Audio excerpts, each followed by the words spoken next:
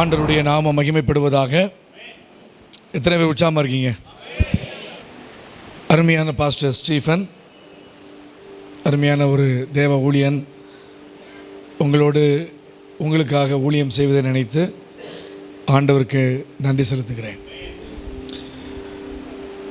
அதே போல் இந்த முழு குடும்பமாக ஆண்டவரை அவர்கள் மகிமைப்படுத்துவதை நினைத்தும்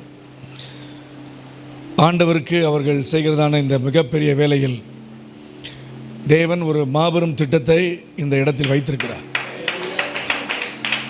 தேவன் கொடுத்த தரிசனம் எப்பொழுதுமே அழியாது, அது எப்பொழுதுமே அனலாகத்தான் இருக்கும்.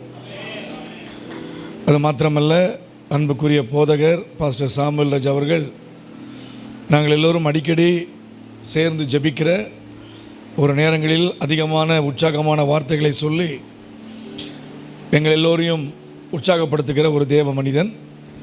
அவர் தேவனுடைய ராஜ்யத்திற்குள் இளைப்பாரி கொண்டிருக்கிற என்ற சந்தோஷம் நமக்கு இருந்தாலும் சில நேரங்களில் நமக்கு துக்கங்கள் இருக்கும்.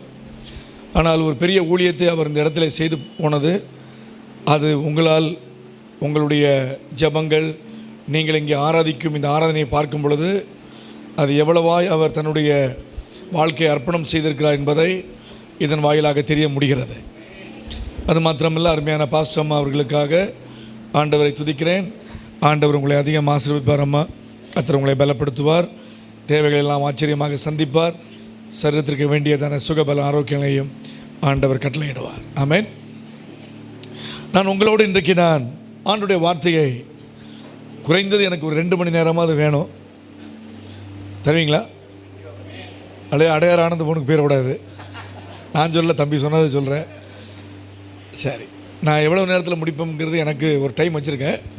But I have to speak with you which is very relevant to the context. இன்றைக்கு நமக்கு என்ன தேவையோ அதைகளை பேச நான் விரும்புகிறேன். நான் இந்த செய்தியை கொடுக்க நான் தொடர்ந்து எங்கள் சபையில் சில காரியங்களை பேசிக்கொண்டே வருகிறேன். நான் எதை பேச வேண்டும் என்று நான் ஆண்டவரிடத்தில் ஜெபித்து விட்டு சில வசனங்களெல்லாம் நான் ஆயத்தமாக்கி தான் வந்திருக்கிறேன்.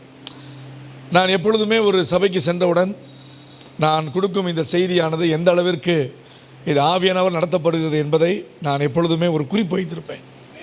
எப்பொழுதுமே அந்த குறிப்பு வந்தால் ரைட், இது ஆண்டவருடைய கரத்திலிருந்து வந்தது என்பதை நான் அறிந்திருப்பேன். இன்றைக்கு பாஸ்டர் அவர்கள் பாடல்களெல்லாம் பாடிக்கொண்டிருக்கும் பொழுது திடீரென்று சம்பந்தமே இல்லாமல் ஆபிரகாமை கொண்டு வந்தார். ஏன் அந்த ஆபிரகாம் இங்கே வந்தார் எனக்கு தெரியவில்லை, ஆனால் அந்த ஆபிரகாம் உங்களோடு பேசுவார். அல்லேலூயா. ஆண்டவர் ஆபிரகாமை அழைத்தார். ஆபிரகாமுடைய வாழ்க்கையை குறித்து நான் சில காலங்களாக படித்து கொண்டு வரும்போது, ஆண்டவர் ஆபிரகாமை அழைத்ததனுடைய நோக்கம் நம் வாழ்க்கையில் என்ன? Why God have called Abraham for reason? ஆண்டவர் ஆபிரகாமை அழைப்பதற்குரிய நோக்கம் என்ன? உங்களை ஆண்டவர் அழைத்து வைப்பதனுடைய நோக்கம் என்ன? இரண்டையும் சேர்த்து நாம் படிக்கும் பொழுது the purpose of call been fulfilled in your life. உங்கள் வாழ்க்கையில் அந்த நோக்கம் நிறைவேறுவதற்கு ஆண்டவர் உதவி செய்வார். ஆபிரகாமை ஆண்டவர் அழைத்த பொழுது அவனை 55வது வயதில் அவனை ஆண்டவர் அழைத்தார். இது நான் நிறைய சரித்திரத்திலிருந்து சில காரியங்களை பேசுவேன், நீங்கள் நோட் பண்ணிக்கோங்க. நீங்கள் நிறைய சர்ச் பண்ணக்கூடியவங்க சர்ச் பண்ணிக்கோங்க, தேடக்கூடியவங்க தேடிக்கோங்க, படிச்சுக்கோங்க. ஏன்னா நான் நிறைய படிச்சிருக்கிறதுனால இதை நீங்கள் படிக்கணும்னு சொல்ல விரும்புகிறேன். God have called him while he was 55 years old. தல்மூட் என்கிறதான எபிரேய புத்தகத்திலிருந்தும் அது போக நிறைய சோர்சஸ் மூலமாக நீங்கள் அவனுடைய வாழ்க்கை வரலாறை படிக்கும் பொழுது, when he was 55 years old, God called him. 55வது வயதில் அவனை ஆண்டவர் அழைத்த பின்பு 75வது வயதில் ஆண்டவர் அவனோடு உடன்படிக்கை பண்ணுகிறார். அதைத்தான் இங்கே வேதம் நமக்கு வைத்திருக்கிறார். God called him and after that he had a covenant with him. அவனோடு ஒரு உடன்படிக்கையை ஏற்படுத்துகிறார். அழைத்த பின்பு உடன்படிக்கையை நம்முடைய வாழ்க்கையில நிறைவேற்றுகிறவராக இருக்கிறார். அந்த உடன்படிக்கை 7 விதமான ஆசீர்வாதத்தோடு அந்த உடன்படிக்கையை அவனோடு ஆண்டவர் பண்ணுகிறார். 11ஆம் அதிகாரத்தில் ஆபிரகாமுடைய வாழ்க்கை வருகிறது. அதற்கு முன்பு அங்கே 11ஆம் அதிகாரத்துக்கு வரும்பொழுது பாபேல் கோபுரம், நிம்ரோத், அதற்கு பின்பாக போனால் நோவாவுடைய வாழ்க்கை வரலாறு, இவைகளெல்லாம் தொடர்ந்து வந்து கொண்டே இருக்கும். சரித்திரத்தை தொடர்ந்து படிக்கும் பொழுது ஆபிரகாம் சேமினுடைய வம்சத்திலிருந்து வருகிறார். சேம் நோவாவினுடைய மகன்களில் ஒருவர்.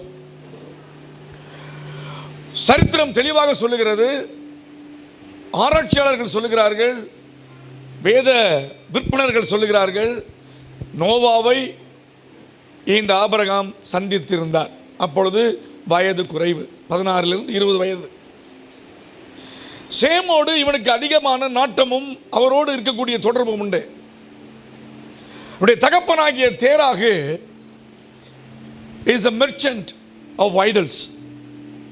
சிலைகளை விற்கக்கூடியவன், சிலைகளை விற்று அதனால் பிழைப்பு நடத்தக்கூடிய ஒருவன்.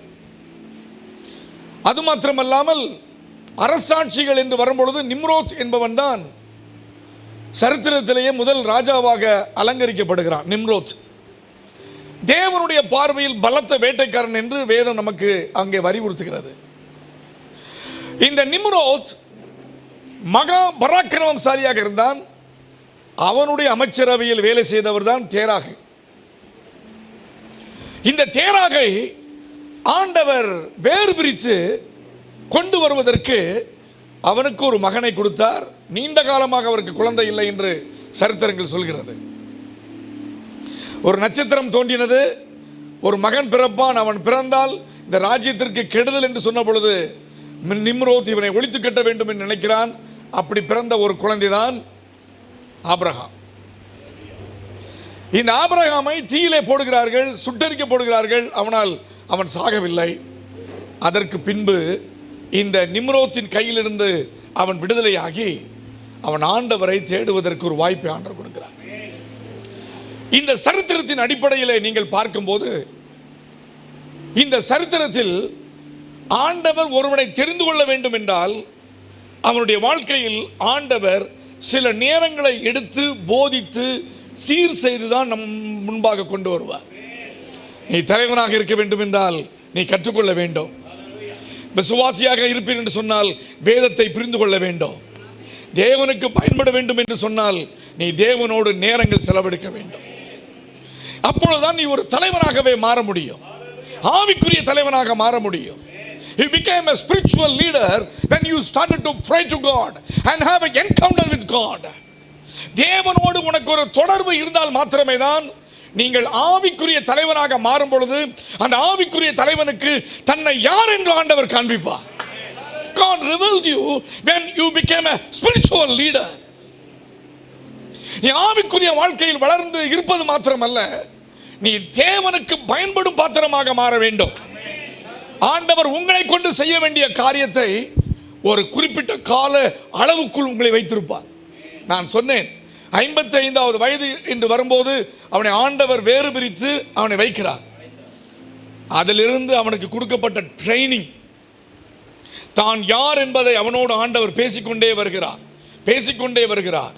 இந்த பேசிக்கொண்டு வரும்பொழுதுதான் அவனோடு ஆண்டவர் 7 ஆசீர்வாதங்களை அவனுக்கு கொடுக்கிறார். 7-fold blessings to Abraham. என்ன 7 விதமான ஆசீர்வாதங்கள்?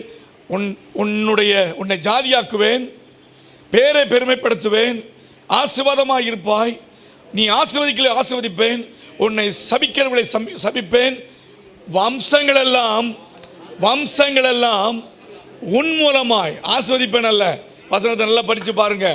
வம்சங்கள் எல்லாம் உனக்குள் உன் மூலமாக ஆசீர்வதிக்கப்படும்.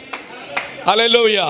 நீங்கள் ஆசீர்வதிக்கப்பட்டிருப்பீர்கள் என்று சொன்னால் உங்கள் மூலமாக வரும் சந்ததி அனைத்தையும் ஆண்டவர் ஆசீர்வதிப்பார்.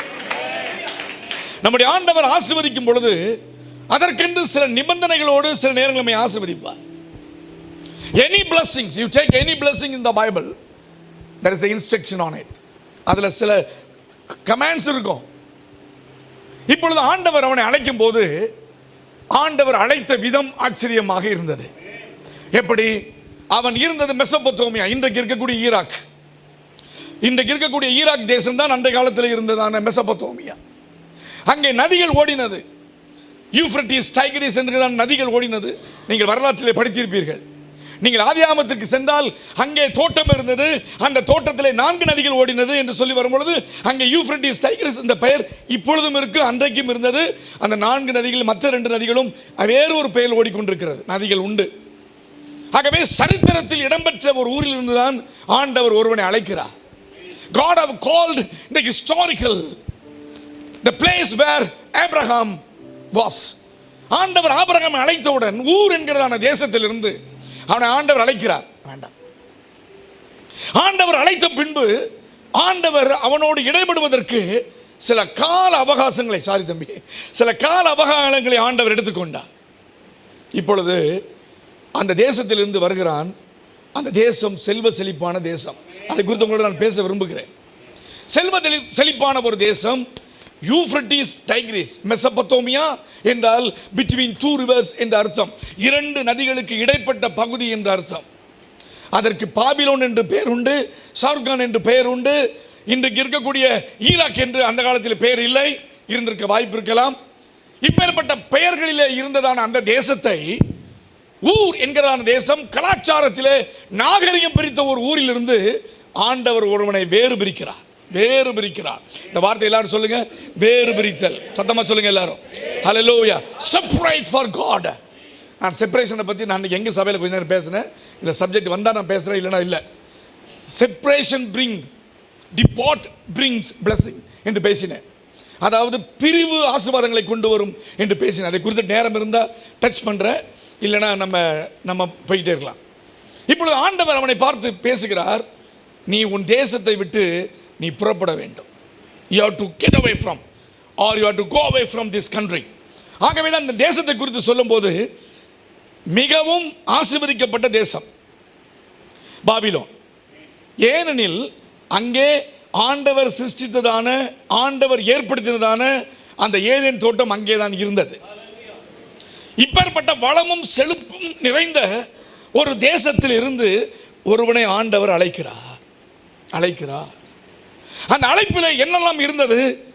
உன் தேசத்தையும், you have to leave your country.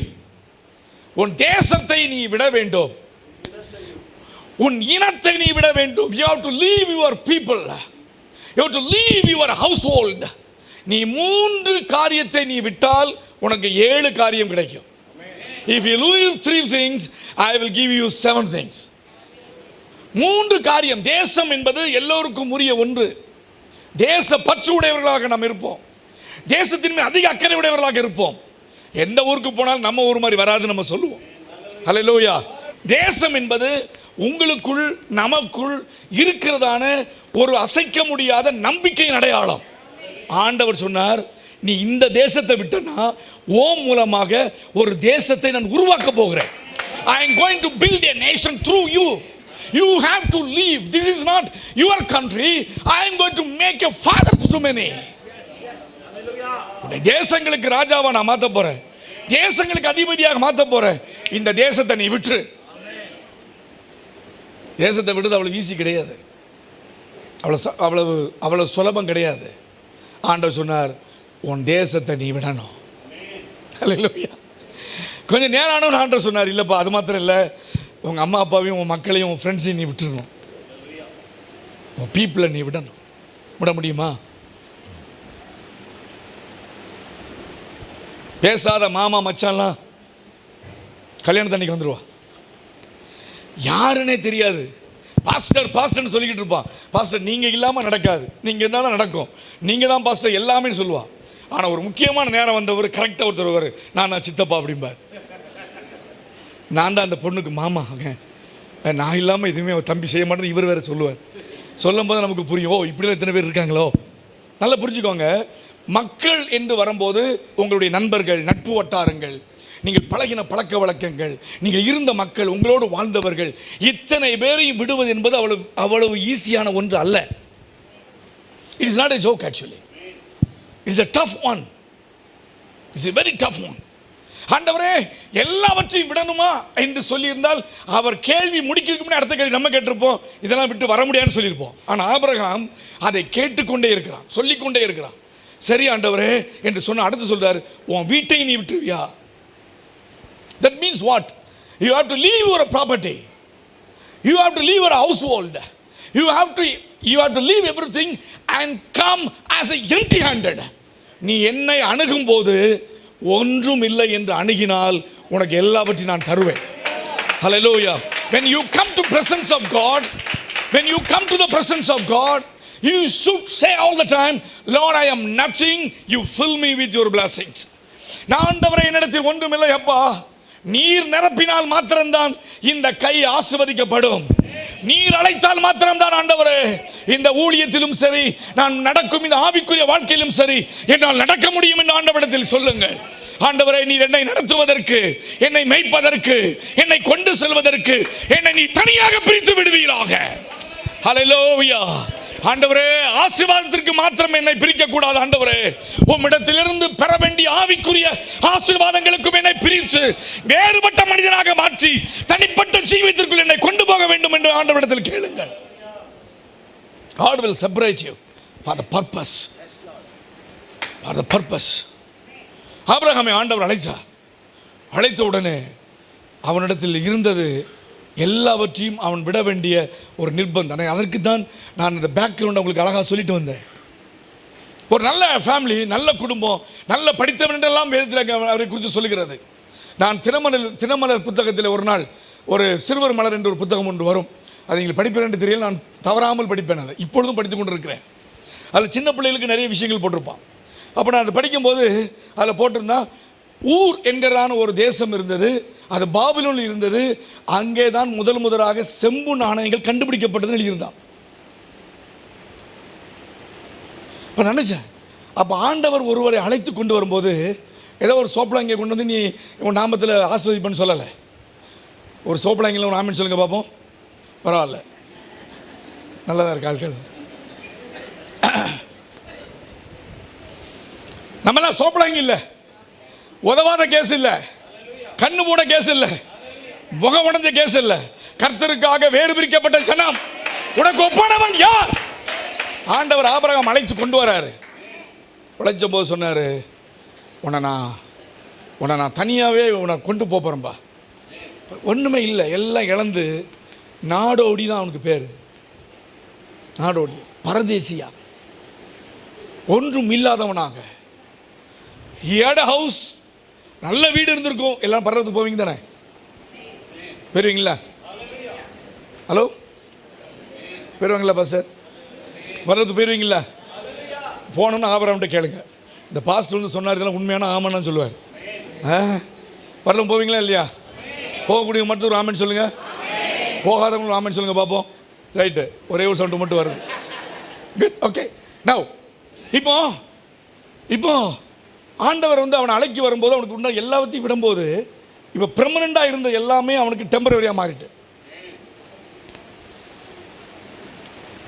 Babylon became temporary. Previously it was constant one. Now no more. இல்லை, அண்ணன் தம்பி அக்கா தங்கச்சி நீ பார்க்கவே கூடாதுன்ட்டார். இன்னைக்கு புறப்பட்டு போகிற அந்த பயணம் உன் பையனுக்கு தான் நீ பொண்ணு எடுக்கணும்.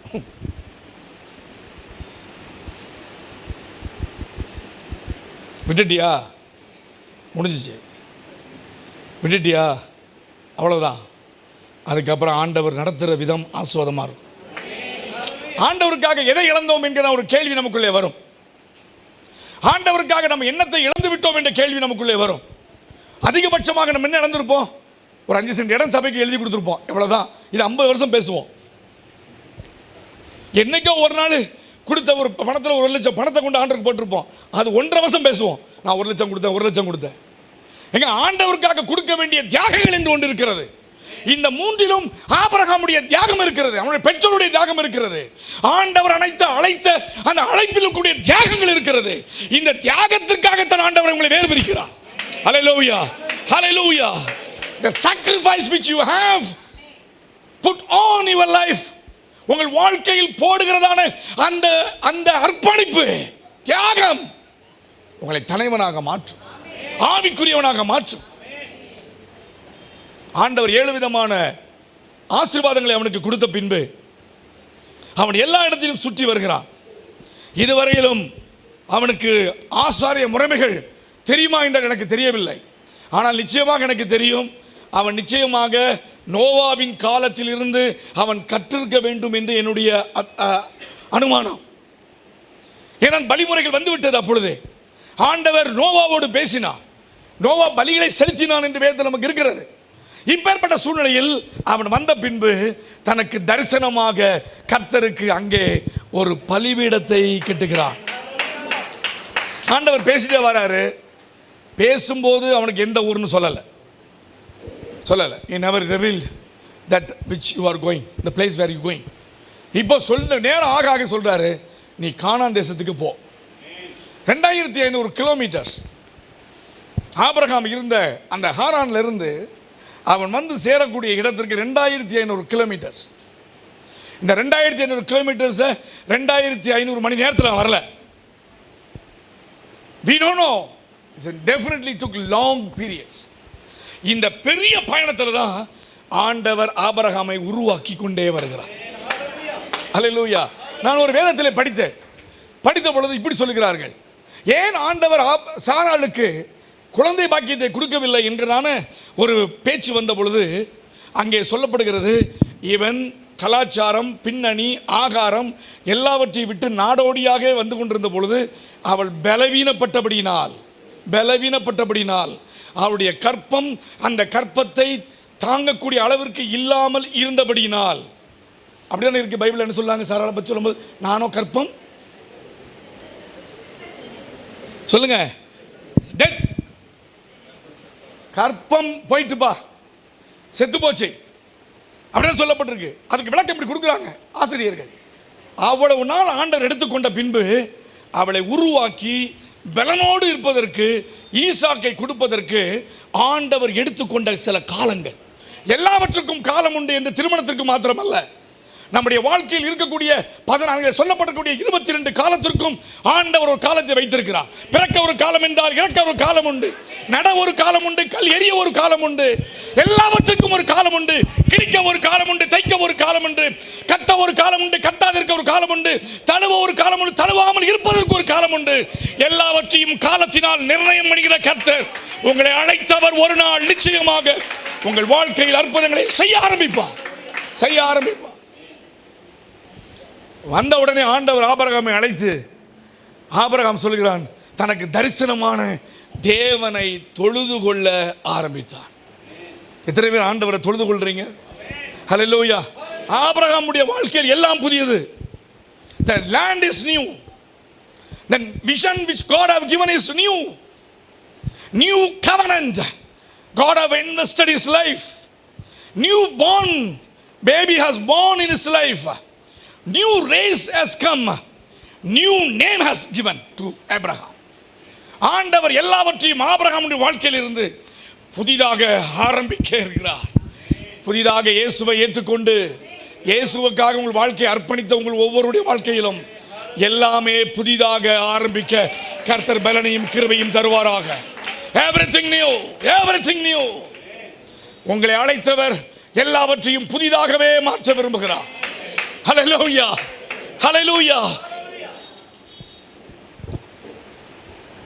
ஆண்டவர் ஆபிரகாமை அழைத்த பின்பு அவனோடு ஆண்டவர் அநேக விஷயங்களை பேசி கொண்டு வந்தார். 13ஆம் அதிகாரத்திற்கு ஆண்டவர் வருகிறார். நான் ஒரு கோர்வையாக பேசிக்கொண்டே வருகிறேன். 13ஆம் அதிகாரத்திலே ஆண்டவர் வரும்போது ஆண்டவர் ஆபிரகாமை அவனுடைய மனைவியும் பார்த்து பேசுகிறார். அவர்கள் 2 பேரும் எகிப்திலிருந்து புறப்பட்டு இப்பொழுது கானானை நோக்கி அவர்கள் தங்களுடைய பயணத்தை ஆரம்பிக்கிறார். பெத்தேலுக்கு வந்து விட்டார்கள். வந்தவுடன் முதல் ஒரு பலிபீடத்தை உண்டாக்கினதுமான சலம் மட்டும் போனான். அங்கே ஆபிரகாம் கர்த்தருடைய நாமத்தை தொழுது கொண்டான். இந்த 13ஆம் அதிகாரத்திலேயே 3 முறை அவன் பலிபீடத்தை கட்டி ஆண்டவரை மகிமைப்படுத்துகிறான். இந்த இடத்துல வந்த உடனே ஒரு பலிபீடம் கட்டுகிறான். நல்ல கவனிங்க. ஆவிக்குரிய பிள்ளைகளாக நீங்கள் வாழும்போது உங்கள் வாழ்க்கையில் பலிபீடம் என்பது ஆராதனை முறை, ஆவிக்குரிய முறை, கர்த்தரை தொழுது கொள்ளும் முறை, அவரை மகிமைப்படுத்தக்கூடிய முறையை நீங்கள் தெரிந்திருக்க வேண்டும். ஹல்லேலூயா. ஆபிரகாம் குடும்பத்தின் தலைவன். ஒரு குடும்ப தலைவனாக இருக்கக்கூடிய நீங்கள், ஒரு குடும்பத்திற்கு தலைவனாக இருக்கக்கூடிய ஆண்கள் அல்லது சகோதரிகள், நீங்கள் குடும்பத்திலே தலைவியாக தலைவராக இருப்பீர்கள் என்று சொன்னால் உங்களுடைய வாழ்க்கையில் பலிபீடம் முதலாவது கட்டப்பட வேண்டும். எது இல்லையோ பலிபீடம் இருக்கணும். பலிபீடம் என்ன உங்களை கொண்டு வெட்ட முடியாது. உங்களை வச்சு நம்ம வெட்டி என்ன பண்ண போறோம்? பாவம், நீங்க பிழைச்சு போங்க. பலிபீடம் என்பது தன்னையே அர்ப்பணிக்கும் ஒரு இடம், உங்களை தேவ சமூகத்தில் அர்ப்பணிக்கும் இடம். ஆண்டவரே, என் வாழ்க்கை உம்முடைய கரத்தில் இருக்கிறது, என் குடும்பம் உம்முடைய கரத்தில் இருக்கிறது, என் வாழ்க்கையின் பிரமாணம் உம்முடைய கரத்தில் இருக்கிறது என்பதை ஆண்டவரிடத்தில் தெரியப்படுத்தி வைப்பதுதான் பலிபீடம். ஒவ்வொரு முறையும் ஆபிரகாமுக்கு தெரிந்ததெல்லாம் பலிபீடம். ஆகவே தான் ஆண்டவர் ஆபிரகாமை வித்தியாசமான ஒரு மனிதனாக ஆண்டவர் காண்பித்தார். ஆசீர்வதிக்க வேண்டும் என்பதற்காக கொண்டு வந்து ஒரு நபரை ஆண்டவர் ஆசீர்வதிக்கவில்லை, மாறாக அவனுக்குள் இருந்த தேவ பக்தியினுடைய அடையாளத்தை ஆண்டவர் பார்த்து அவனை இந்த விசுவாசிகளுக்கு தகப்பனாக ஆண்டவர் மாற்றினார். 13ஆம் அதிகாரத்திற்கு ஆண்டவர் அவனை அழைத்து கொண்டு வரும்போது மேய்ப்பர்களுக்குள்ளே வாக்குவாதங்கள் வருகிறது. இதை நான் உங்களுக்கு கொஞ்சம் பேச விரும்புகிறேன். இதுவரையிலும் வாக்குத்தத்தத்தை பெற்றுக் கொண்டிருக்கிறான். வாக்குத்தத்தங்களை பெற்றவனுக்கு இன்னும் அந்த வாக்குத்தத்தினுடைய சாயல் தெரியவில்லை. அந்த வாக்குத்தத்தம் எப்படி நிறைவேறப் போகிறது என்று அவனுக்கு புரியவில்லை. அந்த வாக்குத்தத்தமானது நிறைவேறுவதற்கு எவ்வளவு காலம் எடுக்கும் என்று அவனுக்கு தெரியவில்லை. இந்த வாக்குத்தத்தம் நிறைவேறி வசனங்கள் நிறைவேறி ஒரு பையன் பிறகு தான் 25 வருஷம். ஏன் அதை சொன்னேன் தெரியுமா? நான் உன்னை பெரிய ஜாதியாய் ஆக்குவேன் சொல்வதற்கு ஆதாரமே அங்கே இல்லை. எனக்கு தெரிஞ்சு கிட்டத்தட்ட 45 வருஷம் வெயிட் பண்ணியிருக்கிறான். அதான் அர்த்தம். He waited so long. Patiently he waited for God promised to fulfill in the life of himself. அவனுடைய வாழ்க்கையில் நிறைவேறுவதற்குரிய நாட்களுக்காக அவன் எண்ணிக்கொண்டிருந்தான். பொறுமையோடு ஓடிக்கொண்டிருந்தான். அவசரப்படக்கூடாது. கல்யாணமா அவசரப்படக்கூடாது. சரி, நல்ல விஷயமா அவசரப்படாத. ஒரு ஆவிக்குரிய காரியமா பொறுமையோடு நிதானத்தோடு இருங்க.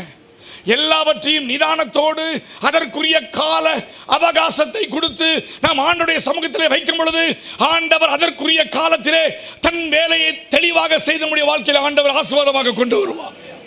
ஆண்டவருக்கு ஒரு பாணி உண்டு. God has one style of doing things.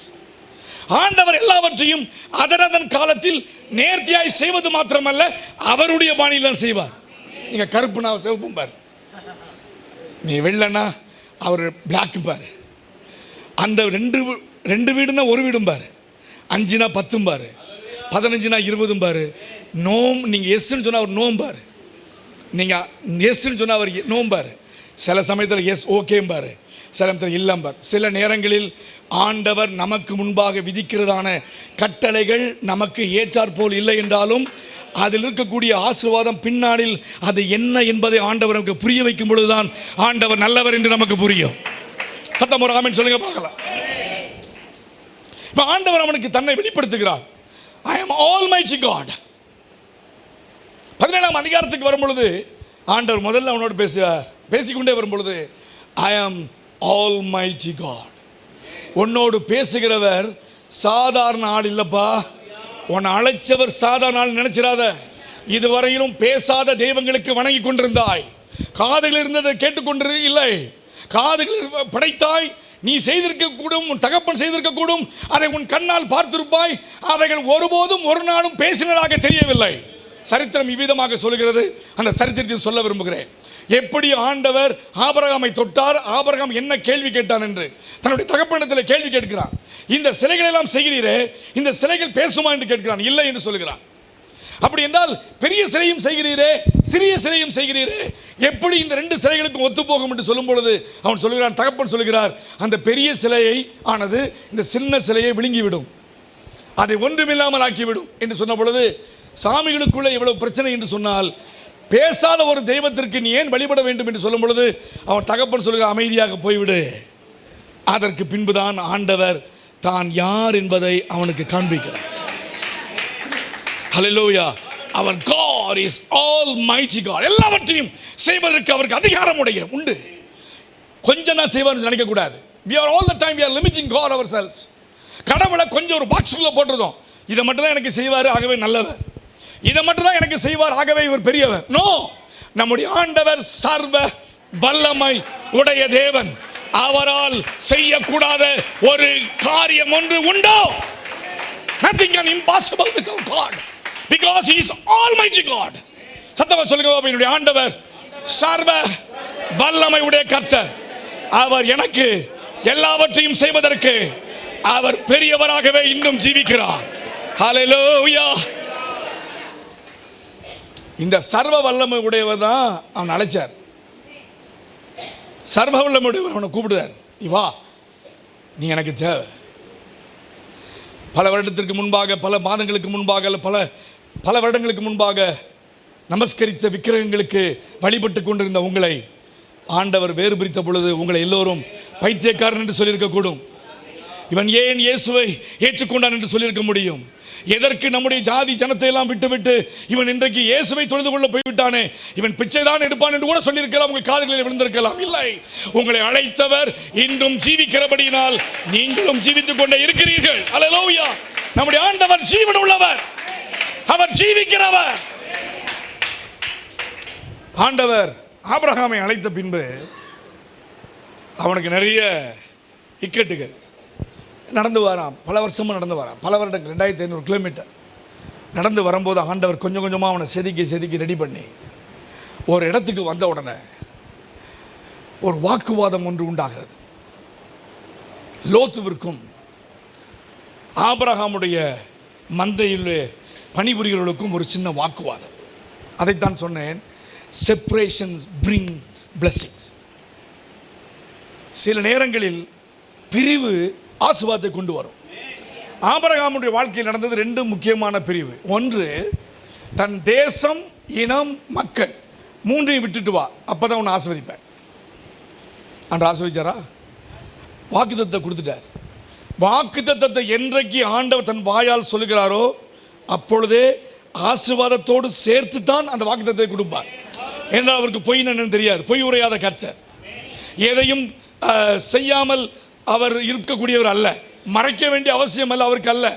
தான் எதை செய்ய போகிறாரோ அதையே செய்கிறவர். தன்னுடைய பக்தர்களுக்கு, தன்னுடைய ஆதி முற்பிதாக்களுக்கு அவர் என்ன சொன்னார்? நான் செய்ய போகிறதை என் குமாரனாகிய ஆபிரகாமுக்கு நினைக்க மாட்டார். ஆபிரகாமுக்கு உண்மையை சொல்றார், எப்பா கிளம்பு, I will take care of you. உன்னை நான் பொறுப்படுத்திக்கிடுறேன். நீ தேசத்தையும் வீட்டையும் விட்டுட்டேன்னு சொல்லிட்டல்ல, இனிமே பார், உன்னை நான் ஆசீர்வதிப்பேன். எப்பொழுதும் ஆசீர்வாதத்தை நீங்கள் எப்படி நினைக்க வேண்டும் என்றால், ஆசீர்வாதம் என்பது ஒரு மனிதனுக்காக கொடுக்கப்பட்டது என்று நீங்கள் நினைத்து விடக்கூடாது.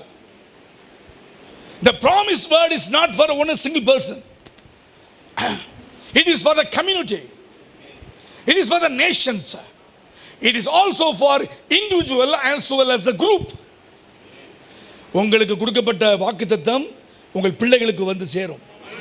அதைத்தான் ஆண்டவர் சொல்றார், தலைமுறை தலைமுறைக்கும். சொல்லுங்க, generation after generation, தலைமுறை தலைமுறைக்கும் நான் உன்னை ஆசீர்வதிப்பேன். நல்ல கவனிங்க, ஆசீர்வாதம் என்பது நம்முடைய வாழ்க்கையில் உடனே வரக்கூடிய ஒன்று அல்ல. அது வாக்குத்தத்தத்தில் அடங்கி இருக்கிறது. ஆகவே தான் வாக்குத்தத்தங்களுக்கு நாம் காத்திருக்க வேண்டும். அதை காத்திருக்க ஒரு நாள் முடிவிலே அது விளங்கும். அந்த வாக்குத்தத்தம் நிறைவேறும் பொழுதுதான் ஆண்டவர் என்ன நோக்கத்திற்காக உங்களை அழைத்தார் என்றும், என்ன நோக்கத்திற்காக உங்களை அவர் வேறு விரித்தார் என்ற அந்த கிரியைகளும் உங்களுக்கு தெரியும். கர்த்தருக்கு ஸ்தோத்திரம் உண்டாவதாக. ஆண்டவர் லோத்துக்கு அங்கே ஒரு சின்ன பிரச்சனை வந்த உடனே லோத்து ஆண்டவர் பேசினார். லோத்து நல்ல மனுஷன். அவன் யார்? இவருக்கு மகன், சகோதரனுடைய பிள்ளை, ஒரு வகையில் மகன். எல்லாரும் சேர்ந்தா வராங்க. ஒரு குறிப்பிட்ட இடத்துக்கு வரும்போது தேராக போயிட்டார். இந்த லோத்து மட்டும் கண்டினியூ பண்ணி அந்த வாக்குத்தத்தத்தோடு வந்து சேர்ந்துக்கிட்டே வரும்போது, அவனோடு வரும்போது கர்த்தர் அவனையும் ஆசீர்வதிக்கிறார். அதில் எந்த தப்பு இல்லை. ஆனால் ஆசீர்வதித்த பின்பு அவன் தெரிந்து கொண்ட விதங்கள் தான் தவறாக போய்விடுகிறது. நல்லா கவனிங்க, வாக்குத்தத்தத்தை பெற்ற பின்பு அந்த வாக்குத்தத்தம் நிறைவேறுவதற்கும் அந்த வாக்குத்தத்தம் நடைமுறையில் நம்முடைய வாழ்க்கையில் வருவதற்கும் நேராக செல்வதற்கு பழக வேண்டும். நம்ம வந்துட்டு நமக்கு ஆடு வந்துட்டு மாடு வந்துட்டுன்னு சொல்லி எஸ்கேப் ஆகக்கூடாது. அவனுக்கும் ஆடு இருந்துச்சு, இவனுக்கும் ஆடு இருந்துச்சு. அவனுக்கும் மாடு இருந்துச்சு, இவனுக்கும் மாடு இருந்துச்சு. இவனுக்கும் கழுதை இருந்துச்சு, அவனுக்கும் கழுதை இருந்துச்சு. திடீர்னு லோத்துட்ட ஒரு நாள் ஆபிரகாம் சொல்ல, எப்பங்க வா, நம்ம 2 ஒரு சகோதரர்கள்.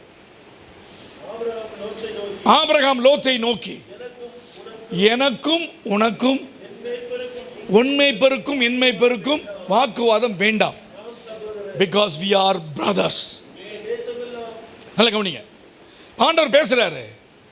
இவங்களோட பேசிக்கொண்டே வரும்போது, கான்வர்சேஷன் போகும்போது ஆபிரகாம் சொல்றாரு, தேசமெல்லாம் உனக்கு முன்பு பரவி கிடக்கு, உனக்கு முன்பாக பரவி கிடக்குப்பா, நீ எடுத்துக்கோ. If you are a good leader, நீ சிறந்த தலைவனாக இருப்பாய் என்று சொன்னால், முதலாவது எதையும் எடுக்க விரும்பாதே. வீட்டுக்கும் பொருந்தும், நாட்டுக்கும் பொருந்தும், தனிப்பட்ட வாழ்க்கைக்கும் பொருந்தும். நீ வேண்டாம் என்று நீங்கள் சொன்னால் கர்த்தர் அதனுடைய ஆசீர்வாதத்தின் அளவை கூட்டுவார். ஆண்டவர் சொன்னாங்க. இந்த வசனத்தை நீங்கள் படிக்கும்போது ரொம்ப இன்ட்ரெஸ்டிங்காக இருக்குது. நீ இடதுபுறம் போனால் நான் வலதுபுறம் போகிறேன்ப்பா. நான் எப்படி பார்த்தா யார் சொல்லியிருக்கணும்? இதை ஆபிரகாம் சொல்லியிருக்கணும். நான் சொல்கிறேன், நீ இந்த அடையாறில் ஆனந்தபவன் பக்கத்தில் ஒரு பிளாட் இருக்குது, அங்கே போய் உட்காந்துக்கோ, நான் முழு அடையாறையும் எடுத்துக்கன்னு சொல்லியிருக்கலாம். இருக்கலாம் இல்லையா? நம்ம சொல்லிப்போமா இல்லையா? நம்ம சொல்லிப்போம், இல்லை இல்லைப்பா, நீ உனக்கு ஒரு 5 சென்ட் இடம் இருக்குது, ஒழுங்கு மரியாதையை போய் எங்கள் செட்டை போட்டு உட்காந்துக்கோ, அதான் உனக்கு வீடு. அதுக்கப்புறம் திரும்பி வந்தால் நம்ம க்ளோஸ் பண்ணிடுவோம், முடிச்சுருப்போம் கதை. எழுதுகிற அக்ரிமெண்ட்டை போடு, கையெழுத்தை போடு, இதுக்கப்புறம் உனக்கு எனக்கு கட்டு கிளம்புன்றுவோம். அவனை பார்த்தா கூட பார்க்க மாட்டோம்.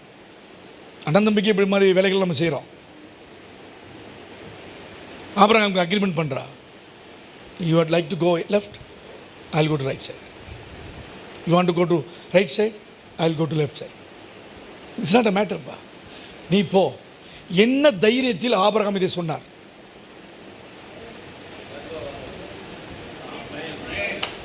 அவனுக்கு இருந்த ஒரே தைரியம் என்னன்னா, என் கூட ஆண்டவர் இருக்காரு. ஆபிரகாம் வந்து ஒரு நைஸ் மேன். 7 வாக்குத்தத்தத்தையும் உள்ளே வச்சுக்கிட்டு அவர் பாட்டு ஜாலியாக இருக்கார். என்னைக்காவது நடக்கும், நமக்கு என்ன, கூப்பிட்டாரு வந்தாச்சு, வந்தது நடக்கு. 7 வாக்குத்தத்தை கொடுத்துருக்காரு, அது ஒரு நாள் நடக்கும், பார்த்துக்கலாம். குழந்தை இருந்தா என்ன, இல்லாமல் போனால் என்ன, ஒரு நாள் வரும்போது அவர் எல்லாத்தையும் கொடுப்பாரு, எனக்கு நம்பிக்கை இருக்குது, போட்டோம். இதுதான் உங்களுக்கு மேலே இருந்த அசாத்தியமான நம்பிக்கை. இதுதான் உங்கள் எல்லாத்துக்குள்ளே இருக்கணும். உங்களுக்குள்ளே இருக்க வேண்டிய அசாத்தியமான நம்பிக்கை என்ன தெரியுமா?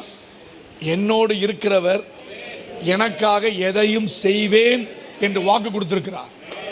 எதையும் செய்வார், எப்படியும் செய்வார், தன்னுடைய பாணியில் செய்வார். மறந்துடக்கூடாது. இப்படித்தான் செய்யணும் நீங்கள் இன்ஸ்ட்ரக்ஷன் கொடுக்க முடியாது. எனக்கு இப்படி தான் அவர் செய்யணும் ஆண்டவர், எனக்கு இப்படி தான் செய்யணும். அப்படி செஞ்சிட்டாருன்னா உங்களுக்கு ஆண்டவருக்கு என்ன வித்தியாசம்? அவர் தன்னுடைய காலத்தில், தன்னுடைய நேரத்தில் நேர்த்தியாக அழகாக செய்வார். ஒரு அல்லேலூயா சொல்லுங்க. இப்போ தான் ஆமென் சொல்லணும். அல்லேலூயா. கவலைப்படாதீங்க, எல்லாம் இழந்துட்டோன்னு கவலைப்படாதீங்க. உன் சகோதரருக்கு கூட நீங்கள் பத்திரத்தை கொடுத்து வந்திருக்கலாம், உன் சகோதரனுக்கு கூட வச்சுக்கோப்பான்னு சொல்லியிருக்கலாம், பலவந்தப்படுத்த உன்னிடத்திலிருந்து பிடுங்கப்பட்டிருக்கலாம்.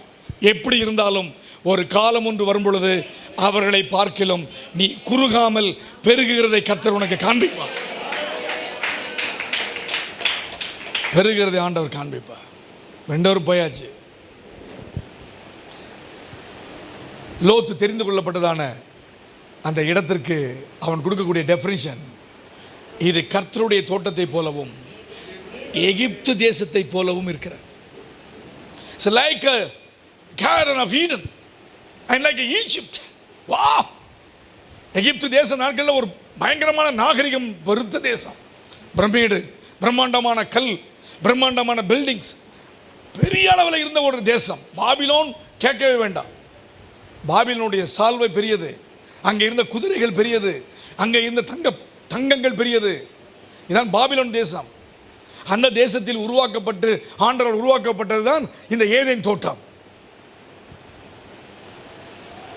நான் சொல்கிறான், ஒரு இடத்தை தேர்ந்தெடுக்கிறான், தேர்ந்தோன்னு அவனுக்கு சந்தோஷம். தன் கண்களை ஏறெடுத்து பார்த்ததுக்கு நான் ஒரு டெஃபினிஷன் கொடுப்பேன் பாருங்க. தன் கண்களை ஏறெடுத்து பார்த்து யோர்தான் நதிக்கு அருகாமையில் இருக்கக்கூடிய பூமியை தெரிந்து கொண்டு அது நீர்வளம் பொருந்தினதாகவும்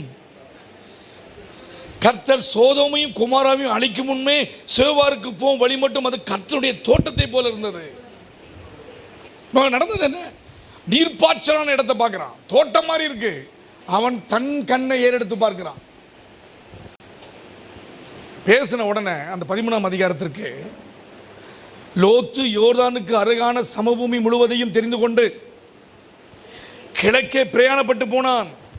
இப்படி அவர்கள் ஒருவரை ஒருவர் விட்டு பிரிந்தார்கள்.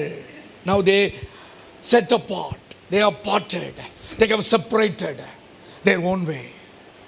பிரிஞ்சிட்டாங்க. பிரிஞ்சதுக்கு அப்புறம் தான் ஆபிரகாமுக்கு ஆசீர்வாதம் ஆரம்பிக்க. அடுத்த வசனத்தை பாருங்க. ஆபிரகாம் கானான் தேசத்திலே குடியிருந்தான். லோத் அந்த யோர்தானுக்கு அருகான சமபூமிக்கு போயிட்டான். சோதோமுக்கு அருகாமையில் இருக்கக்கூடிய பட்டணங்களில் வாசனம் பண்ணிக்க சிட்டி மேன் ஆயிட்டான். இப்போ சிட்டி மேன் இருந்தது வந்தவாசி பக்கத்தில் ஒரு குக்கிராமம், ஒரு பேர் சொல்லுங்க, வல்லம், அது வெல்லம், ஏதோ ஒரு ஊர். திடீர்னு பார்த்தா சென்னை மெட்ரோங்க. நான் இன்னைக்கு காலைக்கு சபையில் சொன்னேன், திண்டிவனத்துக்கு பக்கத்தில் ஒரு கிராமத்தில் இருக்கா, அவனுக்கு ஒரு வேலை கிடைச்சிருது சென்னையில். கிடங்கல் ஐயாவுக்கு தெரியுது பாருங்க, தம்பி அங்கே இருந்தவங்க தானே. அங்கே ஒரு ஊர்லேருந்து வந்துட்டாங்க. வந்து ஒரே மாதம் தான், ஒரு மாதம் முடிச்சுட்டு 2ஆம் மாதம் சம்பளத்தை கொண்டு வருவான். வரும்போது பேண்ட்லாம் கிழிச்சிருக்கும், முடி ஸ்ட்ரெயிட்டாக இருக்கும், இங்கே பெரிய குண்டலம் போட்டிருப்பான், சம்பந்தமே இல்லாத டிஷர்ட், சம்பந்தமே இல்லாத ஒரு பேண்ட்டு போட்டு டிங்குன்னு வந்துருப்பான். பாஸ்டர் அப்படின்பா. என்னடா? Chennai, Chennai effect, Chennai effect. சென்னை அப்படி அந்த பாடுபடுத்துது சென்னை. அடுத்து 2-3 மாதம் வரும்போது அவன் பேச்சை மாறிடும். 10 இங்கிலீஷ் வார்த்தை பேசுவான். ஹை அப்படின்பா, நோ நோ அப்படின்பா, ஏஸ்மா, டயர்டு அப்படின்பா, சாரி அப்படின்பா, சி யூ அப்படின்பா. அதுக்கப்புறம் ஆர்டர் பண்ணிட்டுமான்னு கேட்பான். அப்புறம் மொத்த ஆர்டரும் குமிஞ்சு ஒரு நாள் வீட்டில் வந்து உட்காந்துருப்பான். என்னடா பஸ் எல்லாம் முடிஞ்சிட்டு பாஸ்டர். இதுதான் சென்னை. உங்கள் ஊரை குறைச்சி சொல்ல, நானும் சென்னைக்காரன் தான் பை த வே. அது இம்பேக்ட். பட்டணத்துக்கு போயிட்டான். பட்டணத்துக்கு போன உடனே சோதோம் குமாருக்கு போய் உட்கார்ந்த உடனே அவன் லைஃப் மாறுது. He lost his wife. The wife became a salt of pillar. உப்புத்தூண். வாழ்க்கையில் மறக்க முடியாத ஒரு பெண், இன்றளவுக்கும் பேசக்கூடிய ஒரு பெண், வேதத்தில் எழுதப்பட்ட ஒரு பெண் இருப்பாள் சொன்னால் உப்பு கல். தன் மனைவியினுடைய ஆவிக்குரிய வாழ்க்கையை பராமரிக்காத ஒரு மனிதனாக அவன் கண்பட்டான். 2 daughters, they lost their virginity. 2 மகள்களும் தன்னுடைய ஆவிக்குரிய தகப்பனைக்காகவே அவர்கள் விரோதமாக செயல்பட்டு தன்னுடைய கன்னித்தன்மையை இழந்தார்கள். அருவருப்பான சந்ததி அங்கே உருவாயிற்று. மோவாபியரும் அம்மோன் புத்திரரும் அங்கே இருந்து உருவானார்கள். தன் தகப்பனை அவர்களுக்கு கணவனாக மாறினபடினால் அந்த குடும்பம் சீரழிந்தது. ஆண்டவர் சொன்னார், நீ எங்கும் நிற்காமல் சமபூமி எங்கும் நீ போய் நில் என்று சொன்னபோது அவன் சொன்னான், இல்லை ஆண்டவரே, நான் இந்த மலைக்கு போறேன் என்று சொன்னான். அந்த மலையில் தான் அவனுக்கு வீழ்ச்சி ஆரம்பித்தது. ஏதேன் தோட்டத்தை போல இந்த தோட்டமானது சில வருடங்களுக்கு உள்ளதாக மண்மேடாக காட்சியளித்து கந்தக பூமியினால் நிரப்பப்பட்டு அக்கினியினுடைய கோர தாண்டவம் ஆடி ஒன்றுமில்லாமல் போனது. குடியிருக்க முடியாமல் போனது, குடியிருக்க முடியாமல் போனது. தோட்டத்தை ஏற்படுத்துகிறவர் கர்த்தர். உன் வாழ்க்கையின் தோட்டத்தை ஏற்படுத்துகிறவர் கர்த்தர். உன் வாழ்க்கையின் தோட்டத்தை அடைக்கிறவர் கர்த்தர். உன் தோட்டத்திற்குள்ள இருக்கக்கூடிய நரிகள், முசல்கள், கற்கள் எல்லாவற்றையும் பொறுக்கி போட்டு உன் வாழ்க்கையினுடைய தன்மையை மாற்றுகிறவர் கர்த்தர். நீ தேடி போக வேண்டிய தோட்டம் அதுவல்ல. உங்களுக்காக ஆண்டவர் ஏற்படுத்துகிற தோட்டம், ஏற்படுத்துகிற தோட்டம். ஹல்லேலூயா. நீயே தோண்ட வேண்டும், நீயே துறவெடுக்க வேண்டும், நீயே ஊற்றுக்களை பார்க்க வேண்டும், நீயே காரியங்களை செய்ய வேண்டும். அப்பொழுது 30, 60, 100 அது பலன் கொடுக்கும். கையில் இருந்து தோட்டம் வரணும். யாரோ வச்சிருக்கிறது அது வேண்டாம், அது வேற சப்ஜெக்ட். அது பேசுறது ஆண்டவர் ஆபிரகாமுக்கு அதுக்கப்புறம் தான் ஆண்டவர் பேசுறாரு. அடுத்த வசனத்தை பாருங்க. லோத்து ஆபிரகாமை விட்டு பிரிந்த பின்பு வாவ் வாவ் அவன் போக தாண்டி ஆண்டவர் கொஞ்ச நாள் சைலண்டா இருக்கார். அந்த ஒரு சாப்டர் தான் லோத்து வாரான். ஆண்டவர் சைலண்டாகவே இருக்கார். அவன் போட்டும்பா, அவன் போட்டும், நான் உன்ட்ட பேசுகிறேன். அவன்கிட்ட பேச பேச அவனுக்கும் ஒரு வகையில் ஏதோ கிடக்கு. பரவாயில்ல, அனுப்பாட்டு, வெயிட் பண்ணு. அவன் பிரிந்த பின்பு, இந்த வார்த்தை சொல்லுங்க, பிரிந்த பின்பு உங்களிடத்தில் இருந்து சில காரியங்கள் பிரிந்து ஆக வேண்டும். சில காரியங்கள் உங்களிடத்திலிருந்து எடுபட்டு போக வேண்டும். சில விஷயங்களை ஆண்டவர் உங்களிடத்தில் பிரிக்கும் பொழுதுதான் தேவன் உங்களுக்காக வைத்திருக்கக்கூடியவைகளையே காண்பிப்பார். உங்கள் வாழ்க்கையிலிருந்து பிரிந்தெடுக்க வேண்டியவை என்ன? உங்கள் மனதிலிருந்து எடுத்து பட வேண்டியவள் என்ன? உன் சரீரத்திலிருந்து அசூசிப்படுத்தக்கூடிய காரியங்கள் என்ன? எடுத்து போடு. ஆண்டவரை தேடுவதற்குரிய வழிவாய்ப்புகளை தேடுங்கள், அப்பொழுது பிழைப்பீர்கள். ஹல்லேலூயா. வேதம் இங்கே மிக அழகாக நமக்கு சொல்கிறது, லோத்து ஆபிரகாமை விட்டு பிரிந்த பின்பு. இங்கே ஒரு காரியம் சொல்லித்தர விரும்புகிறேன். லோத்து தன் கண்களை ஏறெடுத்து பார்த்தான். இங்கே ஆண்டவர் சொல்றாரு, உன் கண்களை ஏறெடுத்து நீ பார். நம்ம பார்க்கறதுக்கும் ஆண்டவர் பார்க்க சொல்றதுக்கும் வித்தியாசம் உண்டு. There's a vast difference between seeing. பார்ப்பதில் வித்தியாசம் உண்டு. நீங்கள் பார்ப்பதை போல ஆண்டவர் பார்ப்பது இல்லை என்று சொன்னேன். நீங்கள் நினைப்பது போல் ஆண்டவர் ஒன்றை செய்து விடுவாரா என்றால் இல்லை. இந்த வசனத்தை நீங்கள் நன்றாக பாருங்கள். அவன் பார்த்த பொழுது அவன் கண்களுக்கு மிகவும் அருமையான ஒன்று. இவன் பார்க்கிற ஒன்றை நீங்கள் பார்க்கும் பொழுது வேதம் சொல்கிறது, உன் கண்களை ஏறெடுத்து நீ இருக்கிற இடத்திலிருந்து வடக்கேயும் தெற்கேயும் கிழக்கேயும் நோக்கி பார். பார்க்கும்போது என்ன இருந்திருக்கும் நினைக்கிங்க நீங்க? அந்த நாடு மட்டும் மண்ணாக இருக்கும், சுற்றியெல்லாம் பச்சையாக இருக்கும். அந்த ஒரு இடம் மட்டும் மஞ்சையா மண்ணாக இருக்கும், அப்படித்தானே?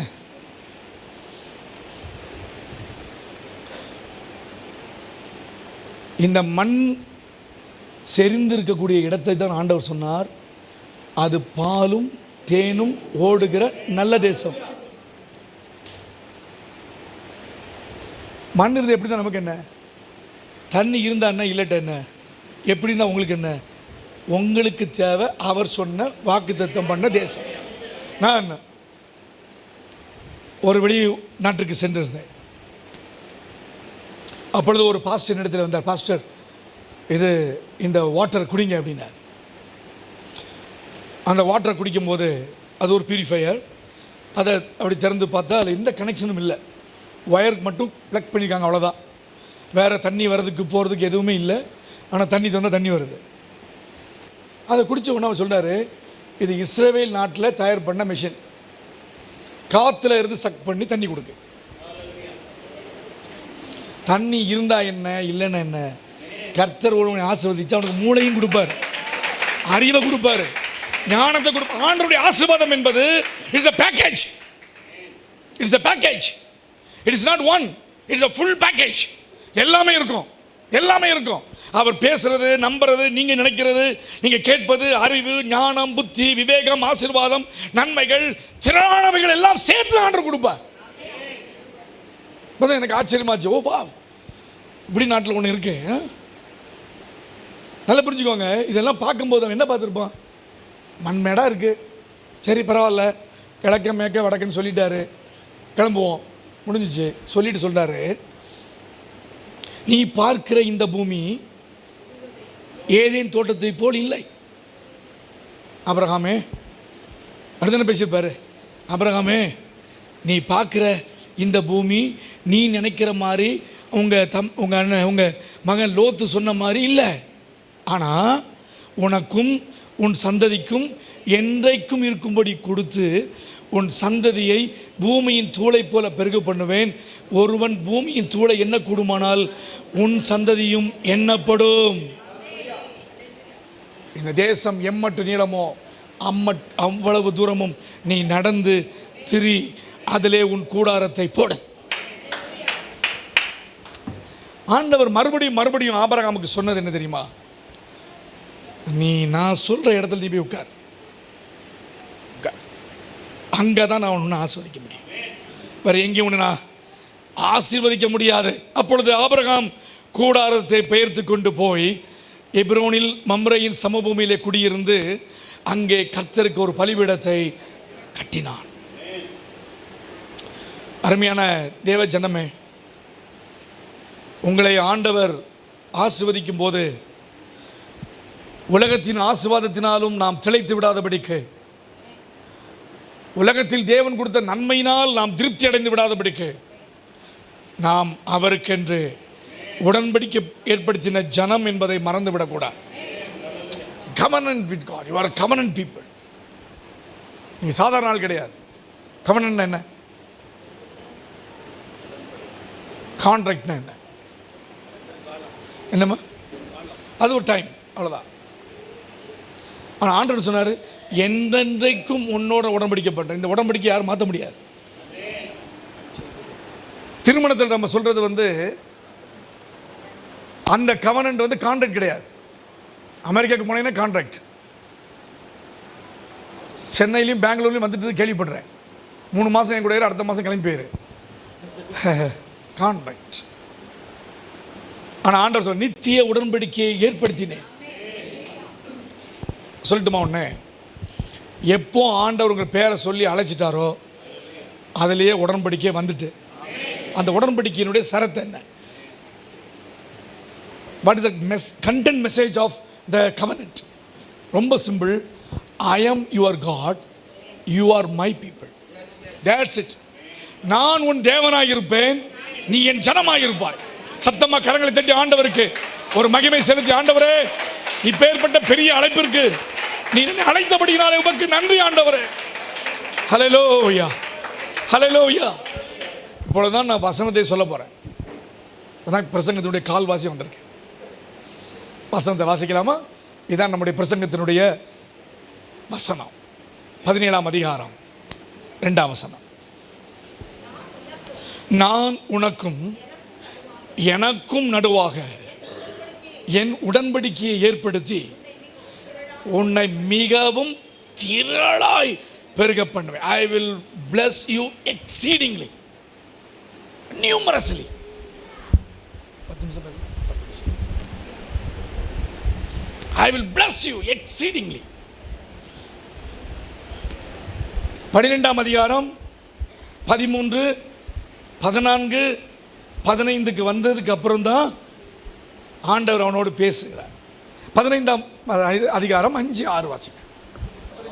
அவர் அவனை வெளியே அழைத்து, நீ வானத்தை அண்ணாந்து பார், நட்சத்திரங்களை என்ன உன்னாலே கூடுமானால் அவைகளை எண்ணு என்று சொல்லி, பின்பு அவனை நோக்கி, உன் சந்ததி இவ்வனமாய் இருக்கும் என்றார். முதல்ல மணலை கொண்டு காமிச்சார். See how God demonstrating.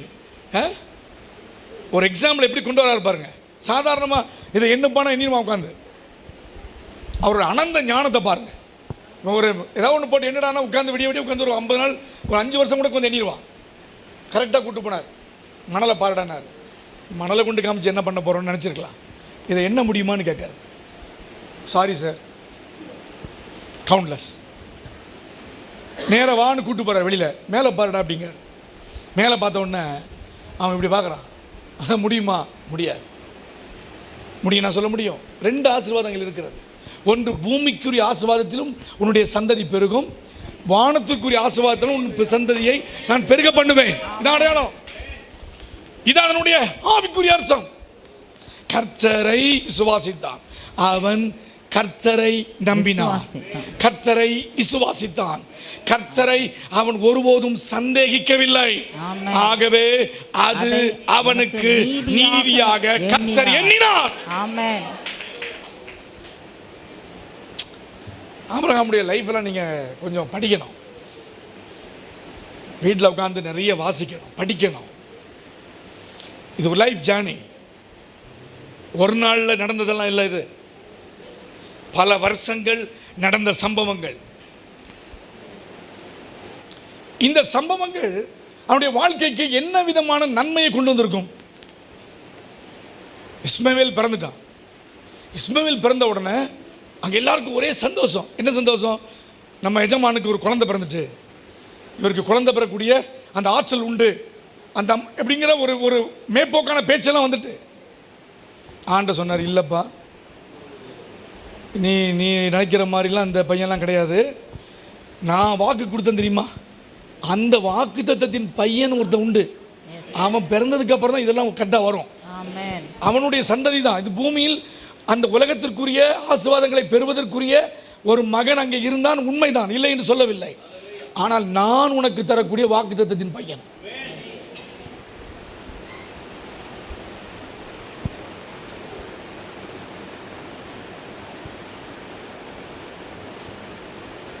உங்கள் ஆவிக்குரிய வாழ்க்கையில் வாக்குத்தத்தத்தினுடைய வாக்குத்தத்தங்கள் நிறைவேறிக் கொண்டு இருக்கிறதா? அந்த வாக்குத்தத்தங்கள் நிறைவேறுவதற்குரிய வாய்ப்புகள் இருக்கிறதா? வாய்ப்புகள் எப்படி உருவாகும்? வாய்ப்புகளை எப்படி ஆண்டவர் காண்பிப்பார்? ஆவிக்குரியவர்கள் கண்களை திறந்து எப்பொழுதுமே பார்க்க வேண்டும், திறந்து பார்க்கணும். 3 தூதர்கள் சம்பாஷணை பண்ணுறாங்க. சம்பாஷணை பண்ண உடனே அங்கே என்ன நடந்துச்சு? ஒரு ஒரு ஒரு கன்றுக்குட்டியை நீ அடித்து கொண்டு வரணும். எத்தனை படி மாவு? 3 படி மாவு. அது யாருக்கு இன்ஸ்ட்ரக்ஷன்? சாராள். வாசிங்கம்மா அந்த வசனத்தை. வாசிங்க பரவாயில்ல. தன் கண்களை ஏறெடுத்து பார்க்கும்போது இதோ 3 புருஷர் அவனுக்கு எதிரே நின்றார்கள். அவர்களை கண்டவுடனே அவன் கூடார வாசலில் அவர்களுக்கு எதிர்கொண்டு ஓடி தரை மட்டும் குனிந்து, ஆண்டவரே, உம்முடைய கண்களில் எனக்கு கிருபை கிடைத்ததானால் நீர் உமது அடியனை விட்டு கடந்து போக வேண்டாம். கொஞ்சம் தண்ணீர் கொண்டு வரட்டும். உங்கள் கால்களை கழுவி மரத்தடியில் சாய்ந்து கொண்டிருங்கள். நீங்கள் உங்கள் இருதயங்களை திடப்படுத்த கொஞ்சம் அப்பம் கொண்டு வருகிறேன். அப்புறம் நீங்கள் உங்கள் வழியை போகலாம். இதற்காகவே அடியனிடம் வரைக்கும் வந்தீர்கள் என்றான். அதற்கு அவர்கள், நீ சொன்னபடி செய் என்றார்கள். அப்பொழுது ஆபிரகாம் தீவிரமாய் கூடாரத்தில் சாராள் இடத்துக்கு போய், நீ சீக்கிரமாய் 3 படி மெல்லிய மாவு எடுத்து பிசைந்து அப்பம் சுடு என்றான். இதை எப்படி பார்க்க தெரியுமா?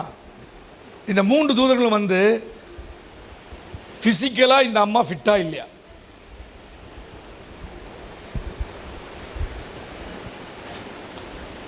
மூணு படி மாவை நாளைக்கு உட்காந்து ஒத்தையில் இப்படி ஆட்டி பாருங்க, நீங்க ஃபிட்டா ஃபிட் இல்லைன்னு தெரிஞ்சிடும். 3 படி மாவு. 3 படி மாவுனா நீங்கள் நினைக்கிற இந்த பாடி இல்லை, அது பெரிய அளவு.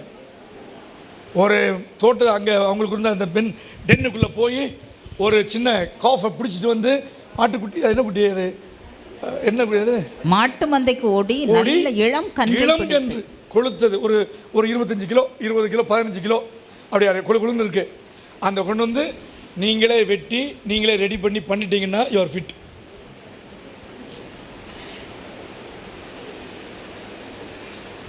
நான் இதை படிக்கும்போது நான் எப்படி படித்தேன், ஆண்டவரே நீர் எதையும் நிதானத்தோடு செய்கிறவர். அங்கே போகிறாரு, சாராட்ட சொல்கிறான், கற்பந்தானே செத்து போச்சு, அவள் சர்ரம் சாகவில்லை, கற்பத்திற்கு பலன் இல்லை, சர்ரத்தில் உயிர் இருந்தது. கற்பமே இல்லாமல் இருந்தாலும் அவர் கல்களுக்குள் இருந்து குழந்தைகளை ஏற்படுத்துகிறவர். கற்பம் செத்தா என்ன? அப்படி நிறைய அற்புதங்கள் நம்ம கேட்டிருக்கோம்ல. இங்க பாருங்க, அந்த வசனத்தை நீங்க வாசிங்கம்மா, மறுபடியும் வாசிங்க, அதிகாரத்தை சொல்லி வாசிங்க. அப்பொழுது அதிகாரத்தை சொல்லி வாசிங்க. 18:6 திருப்பிக்கோங்க, எல்லாரும் 18க்கு திருப்புங்க. 15 17 17 தான் நம்ம நிற்கிறோம், 18க்கு உங்களை முன்னால் கொண்டு போகிறோம். ரைட், 18க்கு வாங்க, வாசிங்கம்மா. அப்பொழுது ஆபிரகாம் தீவிரமாய் கூடாரத்தில் சாராளிடத்துக்கு போய், நீ சீக்கிரமாய் 3 படி மெல்லிய மாவெடுத்து பிசைந்து அப்பம் சுடு என்றான். ஆபிரகாம் மாட்டு மந்தைக்கு ஓடி ஒரு நல்ல இளங்கன்றை பிடித்து வேலைக்காரன் கையிலே கொடுத்தான். அவன் அதை சீக்கிரத்தில் சமைத்தான். லேட்டா இல்லை, சீக்கிரத்தில். அதுவும் முக்கியம். She done a marvelous job. Faster, on time. பெண்கள்லாம் ஆன் டைமுக்கு சமையல் பண்ண பழகணும். அந்த அப்படியே அசையக்கூடாது. 12 மணிக்கு வீட்டுக்கார வர்றோம், 12 மணி தான் உலை வைக்கக்கூடாது. அந்த ஒலை வந்து எல்லாத்துக்கும் வச்ச மாதிரி இருக்கும். ஒலையை ஒழுங்காக வைக்கணும். ஒலை வைக்க தெரியலன்னா பழகணும். நான் சொல்கிறது அரிசியை போட்டு வைக்கக்கூடிய ஒலை, வேறு யாருக்கும் ஒலை வச்சிடாதீங்க, வேண்டாம். நல்லா கவனிக்கணும். நேரத்தில் நம்முடைய வாழ்க்கையில் வந்து சில காரியங்கள் இப்படி தான் நடக்கும். ஆண்டவர் பார்க்குற ரைட், இந்த அம்மா ஃபிட். பாருங்கள் 17ஆம் அதிகாரத்துக்கு வரும்போது அங்கே அப்பொழுது ஆபிரகாம் மூங்கு விழுந்து நகைத்து 100 வயதானவன். இப்போ ஆண்டவர் தான் பேசுகிறார் அவன்கிட்ட. 17ஆம் அதிகாரத்தில் யார் பேசுகிறார்? ஆண்டவர் தான் பேசுகிறார். 18ஆம் அதிகாரத்தில் வந்த இந்த கெஸ்ட் பேசுகிறாங்க. அது என்னவென்றால் தியோஃபனி என்று சொல்லுவாங்க. தியோ என்றால் காட், ஃபெனி என்றால் அப்பியரன்ஸ். இந்த அப்பியரன்ஸ் ஆஃப் காட், எங்கெல்லாம் தூதர்கள் வந்து வராங்களோ that is call appearance of God, theophany. 3 பேர் வராங்க. 3 பேர் வந்து ஒரு கூடாரத்தில் வந்து ஆசீர்வாதத்தை ப்ரொனவுன்ஸ் பண்ணுறாங்க. பாஸ்டர் எல்லாமே முடிஞ்சிச்சு, இதுக்கு மேலே என் வாழ்க்கையில் ஒன்றும் இல்லை, இதெல்லாம் நடக்காத விஷயத்தெல்லாம் சிலர் சொல்கிறாங்க. இது நடக்காது பாஸ்டர் அப்படி நீங்கள் சொன்னீங்கன்னா உங்களுக்கு சொல்லிட்டு போகிறேன், நடக்கும். ஆமென். தேவனிடத்திலிருந்து வந்தால் அது நடக்கும். விசுவாசத்தோடு கரங்களை உயர்த்தி சொல்லுவோம், ஆண்டவரே ஹல்லேலூயா. குழந்தை பேர் இல்லை என்றால் உங்களுக்காக நான் பிரத்யேகமாக கர்த்தருடைய வார்த்தையை சொல்லுகிறேன். கர்த்தர் உங்கள் கற்பத்தில் கர்த்தருடைய கரம் அதில் இருக்கும். ஒரு நாள் கர்த்தருடைய கரத்தை நீங்கள் பார்ப்பீர்கள். தேவன் தந்திருக்கக்கூடிய ஆசீர்வாதத்தை நீங்கள் சுதந்தரிப்பீர்கள். ஆமென். ஜீசஸ். ஆண்டவர் எவ்வளவு நல்லவர். இப்போ எல்லாரும் பேசிட்டு இருக்கும்போது ஆண்டவர் சொல்றாரு, ஆண்டவரே எனக்கு ஒரு மகனை நீ கொடுத்துருக்க, அவன் பேர் இஸ்மவேல். அவன் நமக்கு முன்பாக அவனை நான் என்ன செய்ய? அது எல்லா தகப்பனுக்கு உள்ளது தானே. ஆண்டவர் சொல்ல, அவனும் பிழைத்திருப்பானாக. அவனை நீ ஒன்றும் பண்ணிடாத, அவனும் பிழைத்திருப்பானாக. அப்போ ஆபிரகாம் சொல்றார், நான் 100 வயசாயிட்ட பிள்ளை பிறக்குமோ, இந்த அம்மாவுக்கு 90 வயசாயிட்ட பிள்ளை பெறுவாளோ என்று தன் இருதயத்திலே சொல்லிக்கொண்டு அவன் நகைத்தான். நகைத்தது இந்த அப்பொழுது ஆபிரகாம் முகங்குப்புற விழுந்து நகைத்து, 100 வயதானவனுக்கு பிள்ளை பிறக்குமோ, 90 வயதான சாராள் பிள்ளை பெறுவாளோ என்று தன் இருதயத்தில் சொல்லிக்கொண்டு நகைத்தான் என்ற ஒரு வார்த்தை. Isaac means loaf. அவர் ஆண்டவர் எப்படி சொல்ல செஞ்சாரு, நீ நகைச்சல்ல, உன் பையனை பார்க்கும் போதெல்லாம் நீ அன்பா சிரிக்கணும். ஆமென். கொடுத்துட்டார். வச்சுக்கோ, இதுதான் உன் பையன். நீ என்னைக்கு கூடாரத்தில் விழுந்து நீ சிரிச்சியோ, உன் வாழ்க்கை முழுவதும் இந்த பையனால உனக்கு ஒரு இன்பமும் மகிழ்ச்சியும் சந்தோஷமா இருக்கும். அவனை பார்க்கும் போதெல்லாம் உனக்கு புன்னகை வரும்னு சொல்லிட்டேன். அதான் என்னுடைய அடையாளம்.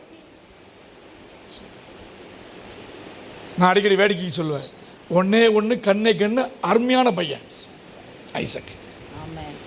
ஆம்பளை பையன் பார்த்தா ஐசக்னு பேர் வைங்க. ஐசக் நகைப்பு, அன்பு, புன்னகை. இப்பதான் லோத்து போனதுக்கு அப்புறம்தான் இந்த வாக்குத்தத்தம்லாம் அவனுக்குள்ள வருது. ஆமென். இந்த வாக்குத்தத்தம்லாம் வந்த பிறகுதான் அவங்ககிட்ட பேசிட்டு இருக்கும் போதே சோதோம் கொமோரோ பட்டணத்துக்குள்ள போறாங்க. புரியுதா உங்களுக்கு? அங்க பார்த்து அவலட்சணம், அருவருப்பு.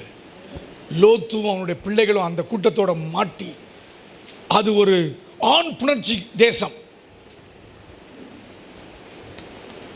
அருவருப்பின் நிறைந்த தேசம். அதை நீங்க முதல்ல படிக்கும் போதே அங்கே பொல்லாதவர்கள் பாவிகள் நிறைந்த தேசம் என்று பார்த்தோம். இது ஆண் புணர்ச்சிக்காரர்கள் வசிக்கக்கூடிய ஒரு நாடு. இங்க தூதர்கள் இங்க வந்தாங்க, சாப்பிட்டாங்க. அந்த ஊருக்கு போன உடனே உங்களிடத்தில் இப்பொழுது வந்தவர்கள் யார், அவர்களோடு நாங்கள் இருக்க வேண்டும் என்று சொல்றான். ஆண் புணர்ச்சிக்காரர்கள், அசுத்தம் நிறைந்தவர்கள். அந்த தேசத்தை சுதந்திரமா அவன் அடையணும்னு விரும்புகிறான். ஒருவேளை உங்களுடைய வாழ்க்கையில், ஆவிக்குரிய வாழ்க்கையில் உங்களை அளக்களிக்கிற நினைக்கிறதான அசுத்தங்களை கர்த்தர் இந்த இரவிலே உங்களை விட்டு மாற்றுவாராக. படங்கள், அசுத்தங்கள், அசுத்த வல்லமைகள், எவருடைய பேச்சு, அசுத்தமான கான்வர்சேஷன்ஸ், அசுத்தமான படங்கள், அசுத்தமான ஆபாச பேச்சுக்கள், கெட்ட வார்த்தைகள், அசுத்தமான காரியங்களை நினைத்து நினைக்கிறதான காரியங்களை ஆண்டவர் இன்று இரவிலே மாற்றுவாராக. God going to remove all kind of addiction from our life this day onwards. எங்கெல்லாம் அடிக்ஷனா இருக்கு அதெல்லாம் மாற்று. சிகரெட் அடிக்ஷன், பான்பராக் அடிக்ஷன், பொய் அடிக்ஷன், தவறான பழக்க வழக்கங்கள், அடிக்ஷன்ஸ் எல்லாவற்றையும் கர்த்தர் இந்த இரவிலே மாற்ற விரும்புகிறார். கரங்களை வீட்டு ஆண்டவரே இவைகள் என்னை விட்டு மாறட்டும் என்று கேளுங்கள். அல்லேலூயா. 19ஆம் அதிகாரத்திற்கு வரும்போது கர்த்தர் ஆபிரகாமோடு பேசி முடிந்த பின்பு போய்விட்டார். ஆபிரகாம் தன்னுடைய இடத்திற்கு திரும்பினான். அந்த 2 தூதரும் சாயங்காலத்திலே சோதோமுக்கு வந்தார்கள். வீட்டுக்கு போறாங்க. அவன் வீட்டிலே பிரவேசித்தார்கள். அவன் புளிப்பில்லாத அப்பங்களை சுட்டு அவர்களுக்கு விருந்து பண்ணினான். அவர்கள் புசித்தார்கள். அவர்கள் படுக்கும் முன்னே சோதோம் பட்டணத்து மனிதராகிய வாலிபர்கள் முதல் கிழவர் மட்டுமுள்ள ஜனங்கள் அனைவரும் நானா திசையிலும் இருந்து வந்து வீட்டை சூழ்ந்து கொண்டு லோத்தை கூப்பிட்டு, இந்த ராத்திரி உன்னிடத்தில் வந்த மனுஷர் எங்கே? நாங்கள் அவர்களை அறியும்படி அவர்களை என்னிடத்தில் வெளியே கொண்டு வா.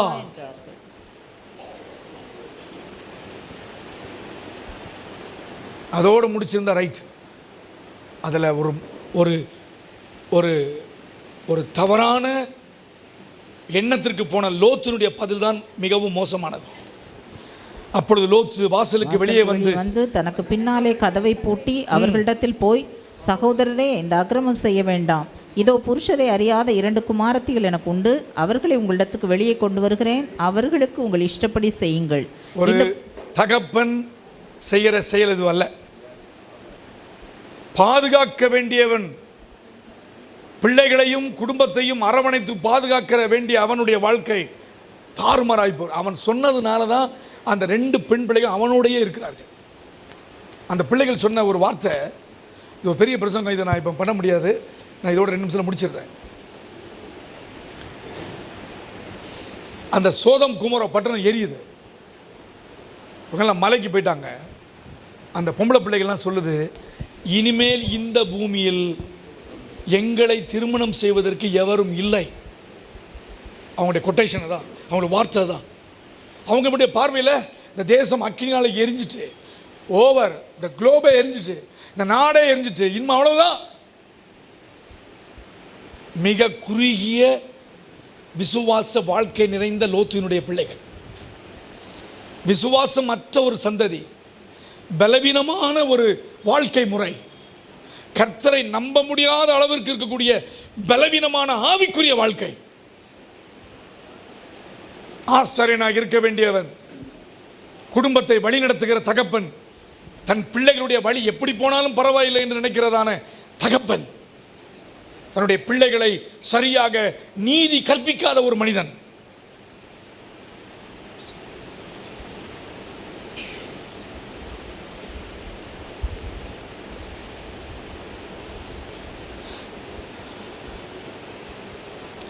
பின்பு அந்த புருஷர் லோத்தை நோக்கி, வாசிங்கம்மா 12 வாசிங்க. பின்பு அந்த புருஷர் லோத்தை நோக்கி, இவ்விடத்தில் இன்னும் உனக்கு யார் இருக்கிறார்கள்? மருமகனாவது, உன் குமாரராவது, உன் குமாரத்திகளாவது